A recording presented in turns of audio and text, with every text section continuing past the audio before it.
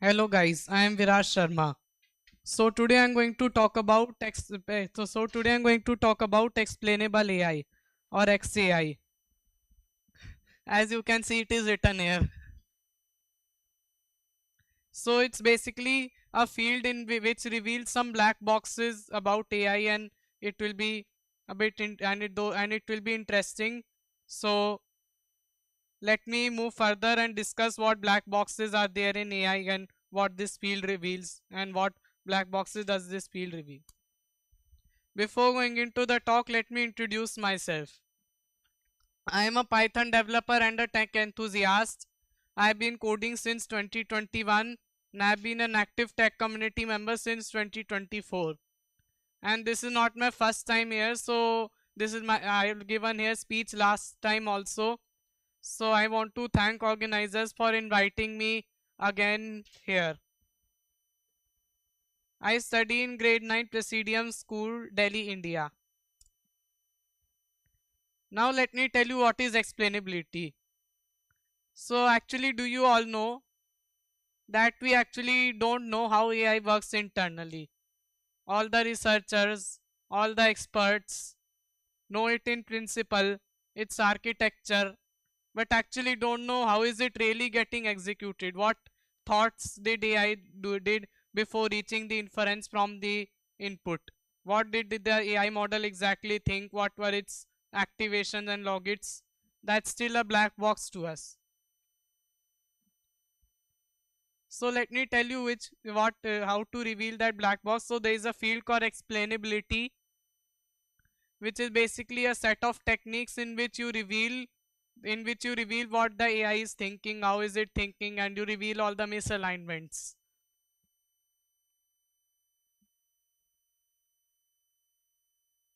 So so in this speech I'll basically walk you through all the techniques of explainability, and I mainly focus on McIntyre because because it's causal, but no, because it's causal and others are just correlational. Now let me tell you why do we need XCI. As you all know that we need bias detection, fairness, AGI is arriving, and we need trust and transparency as you heard from the original speech. So and some latest news actually shows that the problem is getting severe. First news might alarm you all. So did you know that when one transformer model was prompted in a safety test to basically get shut down, it was resisting to get shut down. This might have alarmed you all. I have another news also. So an AI mo- so basically Anthropic did not release its own AI model called Mythos because it was because it escaped its sandbox before getting released. Now this second one might have alarmed you more, and I don't want to alarm you all further. So because of that, I'm moving forward quickly. So let me tell you what problem XAI is facing, which we are trying to solve. So I'm not going much deeper into these points, but this is the main point. Most techniques which were used in XAI originally are correlationals, and they did not exactly shown what's happening inside the model. Now let me tell you what does that mean. So basically correlational technique means that you are basically looking outside the model, like just giving it some inputs, getting some outputs, doing some pattern recognition, and detecting misalignments or thoughts or model using that. But you are not digging inside the model. You are basically judging the books by its cover, but you are not digging inside the model. You are not checking inside all the logits, activations, and parameters that what's happening inside. You are only looking from outside. So because of that, most techniques are correlational, and we are trying to solve this problem. Now I have an interesting analogy with the Matrix movie. So how many of you have watched Matrix movie? Mm, quite of them. So let me tell you. So as you all know that these green codes are only understood by one character in Matrix movie, but not others. So the problem of XCI is similar. We have to make sense of lot of parameters, and and we have to make a lot sense of lot of parameters like logits, activation weights, because they are numbers. And did you all know that one neuron represents multiple concepts? So because of that, we have to entangle those concepts also. So like this, we have to make sense of complicated parameters since they are bunch of numbers and we can't understand them with our eyes. So the role in XCI is similar to that character in the Matrix movie. Now let me dive a bit into the classic techniques which were used before mechanistic interpretability or MechInterp. So first one is SHAP and second one is LIME. Remember that these techniques are correlational but not causal. So so this is the technique called SHAP, in which we basically supply model a lot of inputs which are which are also called shapely values, in which in first case feature is there and in second case feature is not there, and there are a lot of inputs supplied like that, and then after that you get outputs, and then after getting those outputs you find the differences between the outputs, and then after that you average those differences and get a lot of and then get importance of each feature. Now this uses a lot of game theory and maths, which I don't understand, and I did not even get good marks in maths. So I have a diagram also of SHAP which is created using AI. As you can see, it's written here.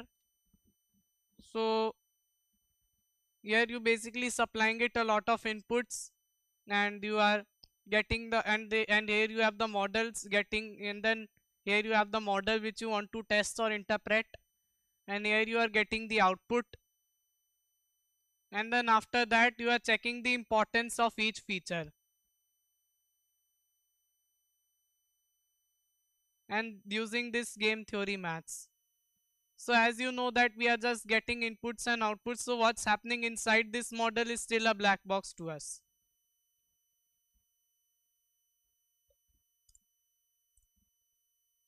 Now let me tell you technique of LIME. Here I don't have the diagram of LIME. So in LIME we basically supply model a lot of inputs and you get a lot of outputs. And then after that you train another model which is also called the surrogate model, which analyzes the pattern of those inputs and the outputs. And then after that it gets what exactly what did the model think. They just approximate using pattern recognition, but what was happening inside the model, it didn't even peek inside. So because of that, that was still a black box. Now let me tell you why do we need mechanistic interpretability or MechInterp. So we need MechInterp because we need to know exactly what's happening inside the model, because we actually don't know, because we actually didn't know in these classic techniques that what's happening inside the model. These classic techniques because only check the inputs and the outputs. It was basically judging book by its cover. So some recent safety tests show that the problem is more bigger, because did you all know that models resist because model resist getting safety tested. They basically can detect that they are getting tested and pretend to be safe. So because of that we need X-ray like technique to figure out what's happening inside the model.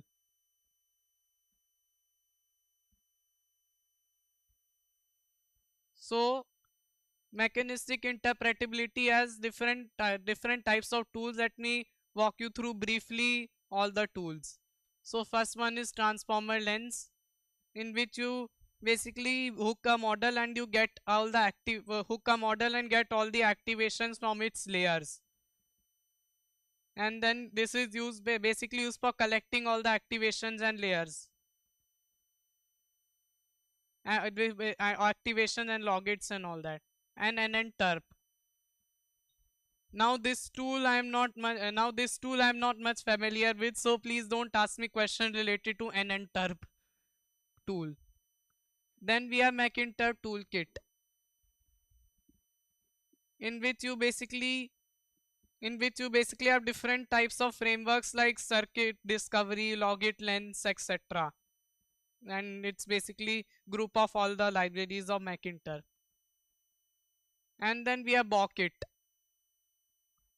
in which which is basically utility of a PyTorch feature, in which you hook inside the network and get all the activations and logits. So you can analyze all the activations and logits using Bawkit. This is utility of PyTorch feature. Now let me tell you some core set of techniques in mechanistic interpretability. So first set of techniques, first group of techniques is observational techniques, and second one is interventional. So observational as SAE, sparse autoencoding, feature visualization, and circuit discovery. And interventional as activation, attribute patching, ablation, and others. So basically feature visualization means that we are making sense of those complicated parameters, getting its important feature or what did the model think, and analyze them in a graph. And then second one, and then circuit discovery, in which you basically analyze graph in a specialized way, where you create a decision tree like thinking of the model, which is the structured reasoning pathway of the model, in which from the input as the first node, and then the attribute as the edge, and then all the decisions of features are there, which basically combine in a structured part till the inference. And interventional, in which you have activation or attribute patching, in which you basically change, for example, in which you basically intervene whenever you discovered any problem. So for example, you discovered any misalignment, or you want to do any misalignment in AI. So in that you can basically change the activation. If you discovered that some activations are causing problems, so you can change the activations to make the model more better. And then the second one is ablation, which is similar to attribute or activation patching, but instead of changing the activation, you completely remove that activation, so that you don't come so that another problem doesn't come when you change the activation. And there are a lot of other techniques which I don't know about intervention, so please don't ask me questions related to other techniques of interventional techniques, but these two I know a bit well. Now we have multi-layer perceptron transcoding or MLP transcoding. So let me tell you what are multi-layer perceptron models. So they came from a concept called perceptron. So perceptron was basically an AI. So perceptrons are basically kind of AI models which are no more used in AI. They just had one layer, one neuron, and one activation with one affine transformation of WX plus B, and that's it. It had nothing. So it could not deep think and analyze patterns like on modern models. So they were removed from AI completely. But researchers did something clever. They stacked all the perceptrons as one layer, and they stacked all those layers, and they made a model which is called multi-layer perceptron. So all the modern models are combination of different perceptrons. So let me show you a diagram also of perceptrons. So here you supply activation to the perceptrons, and then it does the feature recognition, and there is another layer in which these are the perceptrons, and then they do the further feature recognition, decomposition of features, and then they finally get the feature.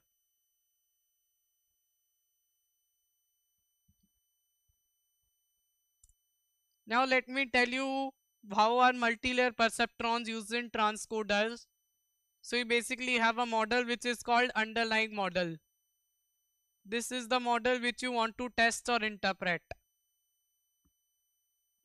And you have a transcoder, which basically is the multi-layer perceptron model which analyzes what's happening in those activations. So first you supply underlying model a lot of inputs, and then you get lot of activations and the outputs. And now you train the multi-layer perceptron transcoders on the activations and the outputs instead of inputs and the outputs. So that's how you basically peek into the box and rest the model analyzes. But in previous techniques we were supplying inputs and the outputs, so because of that it didn't work out very well.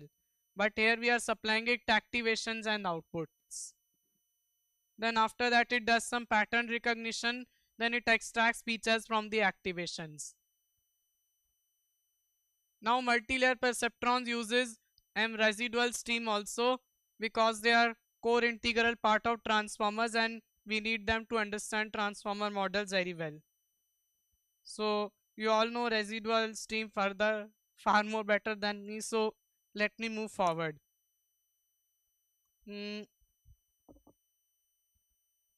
so I think I should skip this slide because this slide is similar to what we talked earlier about observational and interventional techniques. So observational, so attribution graph is the graph where you observe what's happening in the model, and intervention graph is where you not only observe but intervene also when you discover some problem. Now let me move forward. So these are components of circuit tracer library of Anthropic.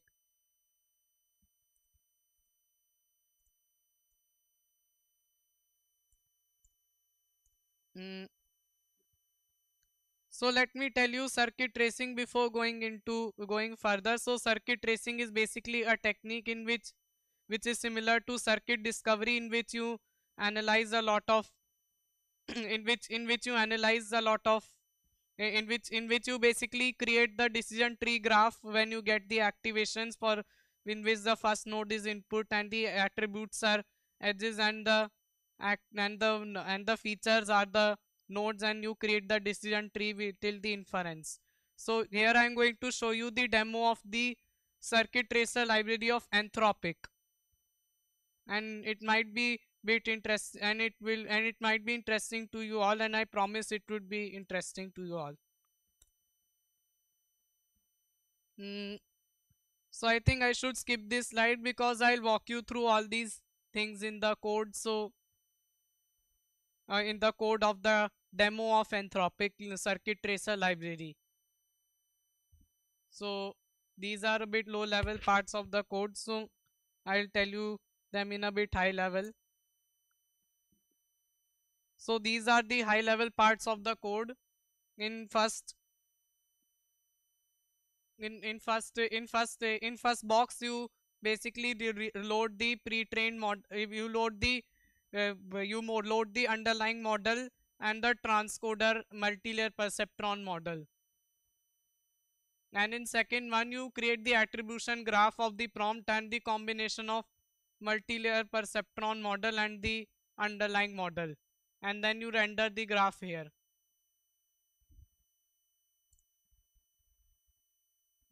Now let me tell you the structure of the attribution graph. So this is how attribution graph looks like. So it's a bit high level part of the attribution graph. So attribution graph, the real attribution graph is far more complicated than this.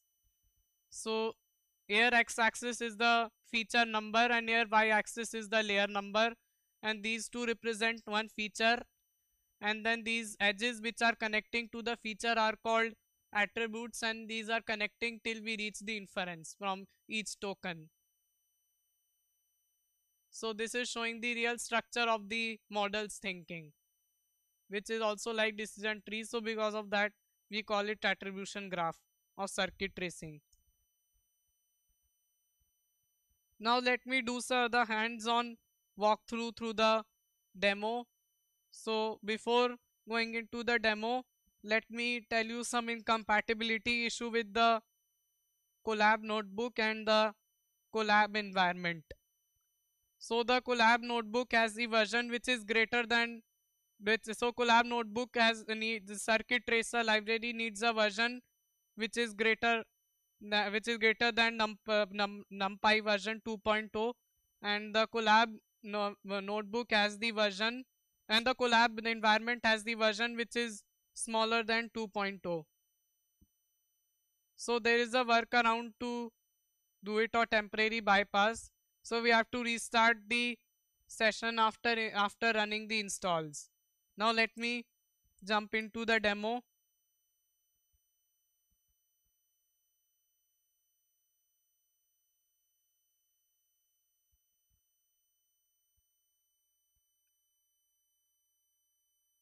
Mm,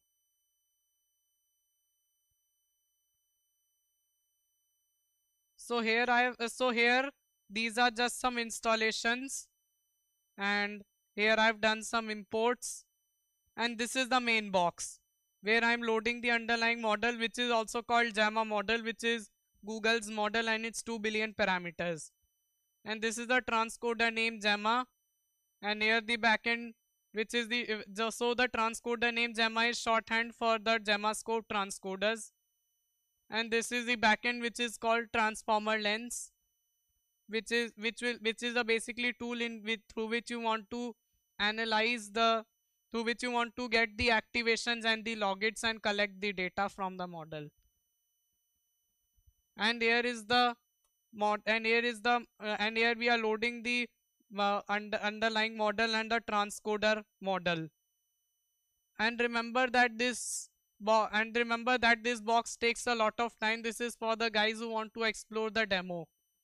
So because as you know that we train the model on a lot of inputs and the outputs, a lot of activation and the outputs. So here we are training the model from the activation and the outputs on the fly. So because of that, this box takes a long time. And here these are just some configurations, and this is the important part of the configuration. Now if you notice this prompt carefully, this is also called two-hop reasoning prompt, in which you basically the model basically needs to recall facts 2 times, and after that it reaches the inference. So if you notice carefully, here it's written the capital of the state containing Dallas is. So we first have to find the state where the city Dallas is, and then we have to find the capital of that state, and rest of it are just some configurations. And here we are creating the attribution graph, and here we are converting it to pt file, and in these boxes we are rendering it. In this box we are loading the node threshold as 0.8 and the edge threshold as 0.98. So node threshold is basically threshold in which you want to adjust that how many features to show, because when you try to show all the features it becomes quite crowded. And edge threshold is that how many unrelated contributions you want to show. And here we are creating and here we are rendering the graph in the server, and this is the graph. So I've rerun it before with as I told you that the box takes a lot of time. Now whenever you hover at any feature, you basically see the feature in natural language and understandable language. So that's the main fun part of it. So as you know, here I've hovered the feature and written foot pain may also be caused by systematic and all that blah blah blah. And whenever you click on any feature, it creates the lines which are also called attributions, and the thickness of the line indicates how much it has contributed to the other, how much the feature has been contributed to the other.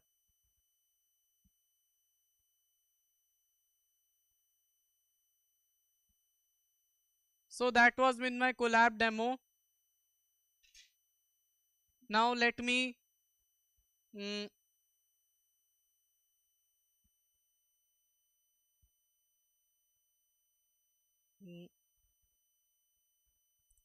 Now just for your FYI, I have discovered an interesting platform which is also called Neuronpedia. This is the URL of it, and this is the home page. So it's a very interesting AI safety platform in which you can basically create different kinds of in which you basically can create different kinds of attribution graphs and intervention graphs using different kinds of modules like SAE lens, circuit tracer of Anthropic, which I shown, and the transformer lens, and all these you can use. And you can create lot of different kinds of intervention and attribution graphs, and it's created by very important and nice AI folks, and you can feel free to explore it because it's free. Now let me do a quick walkthrough through my work of model recon. So my work is mainly on modelrecon.com of all XAI, and here I have activity cube and vision cube. In model recon I publish a lot of thoughts about explainable AI and and here I have different projects. So activity cube is basically a project in which I first get the hook the model, get its activations, and then I send it to the activity cube generator. And then after sending it to the activity cube generator, it analyzes those activations using some statistics and all those algorithms, and then after that it generates the structured formatted data of the activations which humans can understand easily. And then second one is vision cube. Now this doesn't contribute much to XAI because here I just hook the model and get its activation and then visualize those activation directly, and that's it without making sense of it. And here I have third thing, intervention cube. This project is here but actually not here because I have not worked on intervention cube, but I am thinking to work upon it.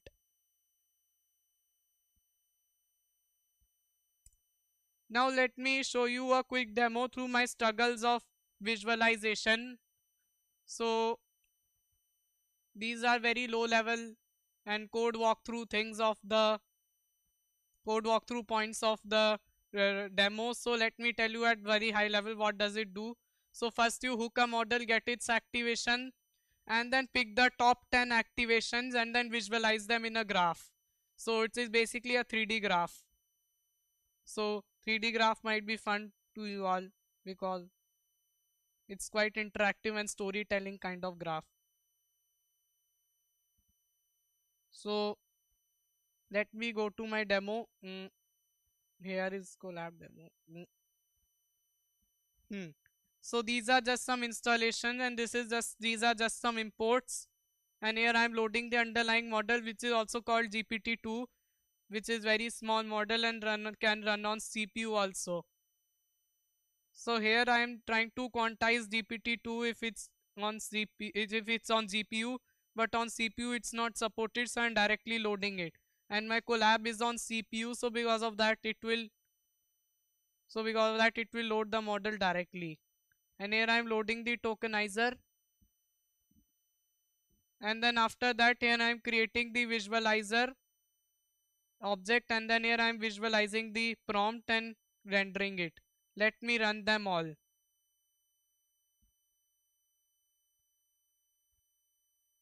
So it will take a bit of time.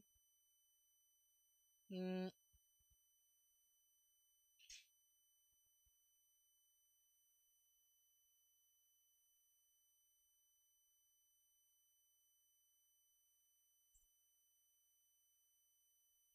mm,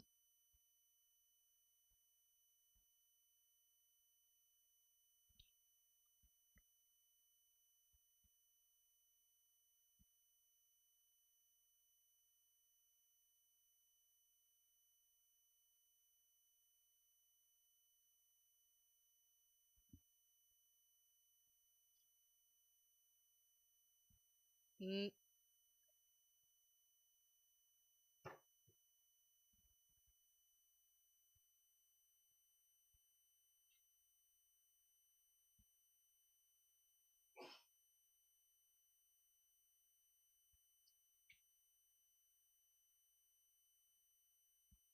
How much time is it taking? Mm, so, oh, so see, it has loaded the model here, and as you can see, it's on CPU, so quantization is not supported, and is loading the visual, and then has loaded the model. Mm.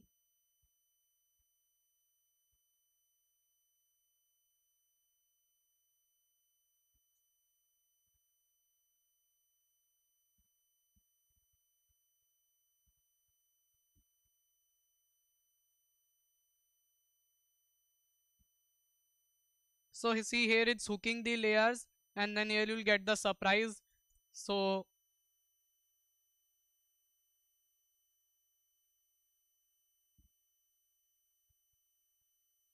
see, it's visualize. So see, it has created. So remember, this is just a fancy looking 3D graph, and it's not contributing much to XAI because it is not visualizing the activation in human sense. It's just visualizing activations directly.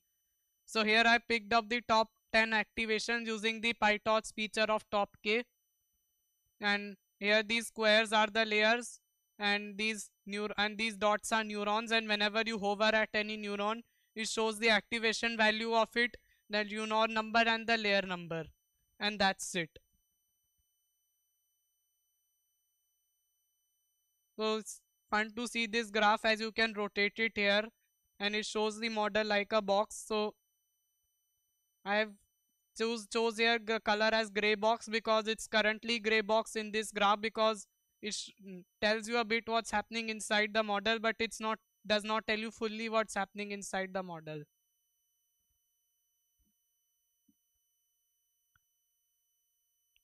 Mm, this is just my demo video. So I create a lot of YouTube videos of related to tech, and here I have one of the videos of it, which is the demo video of my Anthropics demo. So that was with my speech. My speech purpose was to encourage you all towards this field, because this field is this field is now becoming important due to AI ethics issues, as it was discussed in previous speech. So these are the URLs or QR code through which you can reach me, and this is my YouTube channel.